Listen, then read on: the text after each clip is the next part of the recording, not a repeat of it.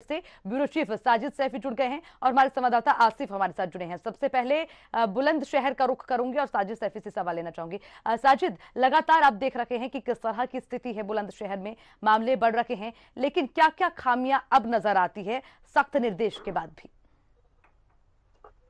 देखिए अर्चना, जिस तरीके से मुख्यमंत्री आदित्यनाथ योगी सीधे तौर पर कोरोना को लेकर अब बेहद सख्त दिखाई दे रहे हैं और प्रशासनिक अधिकारियों को सीधे तौर पर सीएम की ओर से चेतावनी दी जा रही है कि अगर कोरोना को लेकर कोई लापरवाही देखी गई तो कतई जो है उसमें बर्दाश्त नहीं की जाएगी वो लापरवाही। तो सीधे तौर पर उसका असर भी दिख रहा है। एक तस्वीर वायरल हुई थी कल बुलंदशहर के कोविड हॉस्पिटल की, जिसके बाद डीएम ने पीपीई किट पहनकर खुद कोविड हॉस्पिटल का निरीक्षण किया।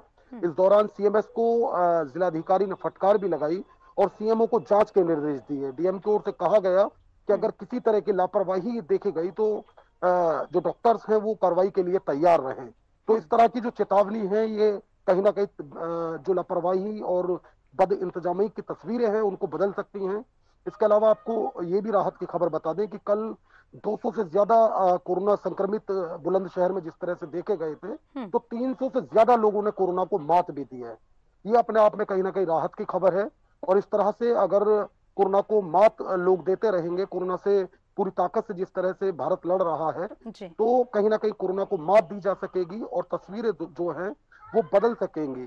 सीधे तौर पर कहा यह जा सकता है कि अब प्रशासनिक अधिकारी जो जिस मुस्तैदी से लगे दिख रहे हैं, अगर ऐसे ही लगे रहेंगे तो कम से कम लोगों को कोरोना का कम से कम लोगों पर खतरा रहेगा, ज्यादा से ज्यादा लोगों की जान बचाई जा सकेगी। यहाँ ये भी बता दूं अर्चना, यहाँ ये भी बता दूं अर्चना कि जिस तरह से त्रिस्तरीय पंचायत चुनाव का आखिरी चरण कल है, यानी 29 अप्रैल को बुलंदशहर में भी मतदान किया जा रहा है, तो ऐसे में जो राज्य निर्वाचन आयोग है उसकी ओर से एक महत्वपूर्ण दिशा निर्देश जिला प्रशासन को दिया गया है कि जो पंचायत चुनाव में हिस्सा लेने वाले मतदाता मतदान करने के लिए मतदान केंद्र पहुंचेंगे, अगर उसके चेहरे पर मास्क नहीं होगा तो उसे मतदान नहीं करने दिया जाएगा। तो ये वो तमाम फैसले हैं जिनके बाद ये कहा जा सकता है कि ज्यादा से ज्यादा लोग कोरोना से अब बच सकेंगे।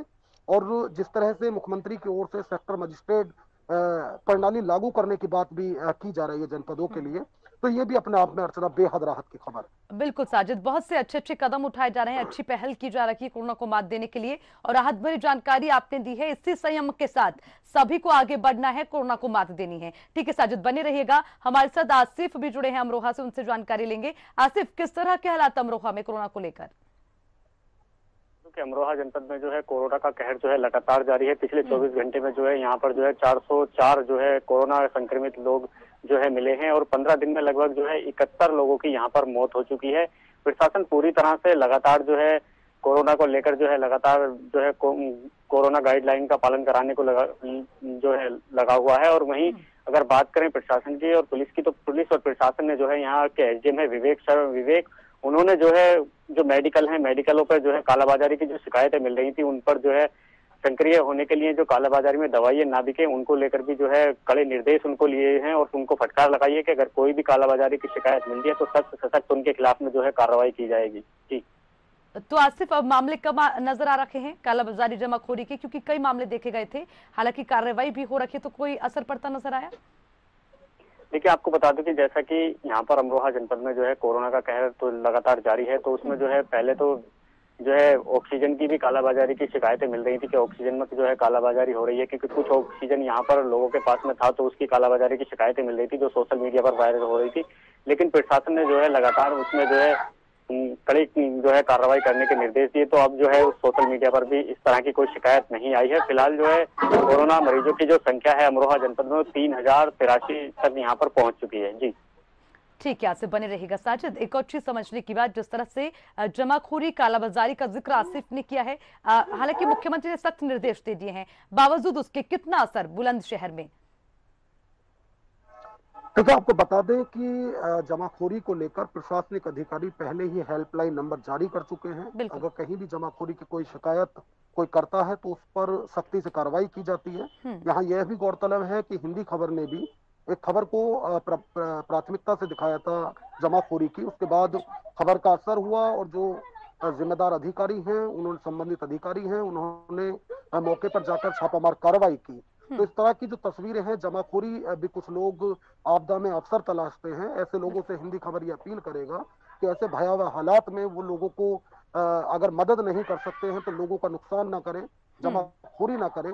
ऐसा ना हो कि ये कोरोना आपको अपनी जद में ले ले और आपको उस वक्त ये एहसास हो कि आप क्या गलत कार्य कर रहे थे। तो लगातार हिंदी खबर ऐसे लोगों पर अपनी नजरें भी बनाए हुए है। हिंदी खबर ऐसे लोगों को देख भी रहा है। अगर जमाखोरी कहीं भी पाई जाती है तो हम प्राथमिकता से न सिर्फ उस खबर को दिखाते हैं बल्कि संबंधित अधिकारियों से उसकी शिकायत भी करते हैं, जिससे जो आमजन है, जब वो पहले से ही कई दिक्कतों का सामना कर रही है तो जमाखोरी का सामना आमजन को नहीं करना पड़े। इसके साथ ही मैं यह भी बता दूं कि हिंदी खबर का जो कैमरा है वो उन तमाम लोगों को भी देख रहा है जो लापरवाही घर से निकलते वक्त करते हैं। यहाँ यह भी गौरतलब है अर्चना की, जिस तरह से पोलिंग पार्टियां मतदान केंद्रों के लिए अब रवाना हुई हैं, कल मतदान कराना है, तो वहां भी भारी भीड़ देखी गई। सरकारी जो नुमाइंदे हैं, सरकारी जो कर्मचारी अधिकारी हैं, जो चुनाव कराने के लिए कर्मचारी अधिकारी लगे हैं, उनसे भी हिंदी खबर की यह अपील है कि वो सामाजिक दूरी का ख्याल रखे, चूंकि उनका परिवार भी उनका इंतजार कर रहा है। और अगर ड्यूटी आपकी जिम्मेदारी है तो आपका खुद को सुरक्षित रखना आपका फर्ज है। तो ये वो तमाम चीजें हैं जिन पर लगातार हिंदी खबर की नजर है और लोगों से अपील हम लगातार कर ही रहे हैं कि अगर आप घर से निकलते हैं तो आपके चेहरे पर मास्क हो, अगर आप घर से निकलते हैं तो आप सामाजिक दूरी का ख्याल रखें, अगर आप घर से निकलते हैं तो आप अपने परिवार के बारे में सोचें, अगर आप घर से निकलते हैं तो अपने पड़ोसी और रिश्तेदार के बारे में सोचें। ये तमाम वो बातें हैं जिन पर अगर ध्यान रखा जाएगा तो कोरोना को हराया जा सकता है और देश एक बार फिर जीतेगा। बिल्कुल, बहुत सही बात आपने कही। लोगों को अब सावधान रहने की जरूरत है, वो अपना ख्याल रखें, अपने परिवार का ख्याल रखें, तो पूरा देश सुरक्षित रहेगा। बहुत बहुत शुक्रिया साजिद, बहुत बहुत शुक्रिया मोहम्मद आसिफ, दोनों का तमाम जानकारी के लिए।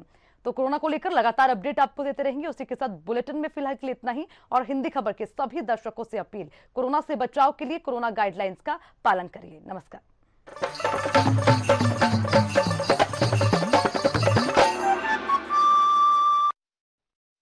कुछ अलग है, कुछ नया है,